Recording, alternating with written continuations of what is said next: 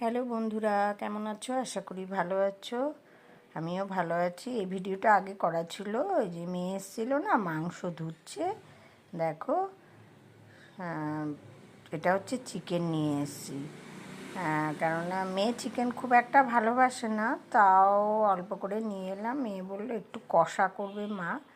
তার চিকেনটা কী বলো তো, কেমন করে করব সেটা পরে নেক্সট ভিডিওতে তোমাদের দেবো। কিন্তু চিকেনটাকে মেয়ে পরিষ্কার করে দিচ্ছে। আর মেয়ে কী বলো তো, মাছ মাংস খুব ভালো করে ধুতে পরিষ্কার করতে পারে, মানে এত সুন্দর করে পরিষ্কার করতে পারে না। আমিও করি, কেন বলো তো, মাছ মাংসটা ভালো করে পরিষ্কার করে না ধুলে চলে না। মাংসটাকে একটা একটা করে ধুয়ে এই যে থালার মধ্যে রাখছে। অনেকটা মাংস তো, 1 কেজি মতো মাংস আজকে কষা করব।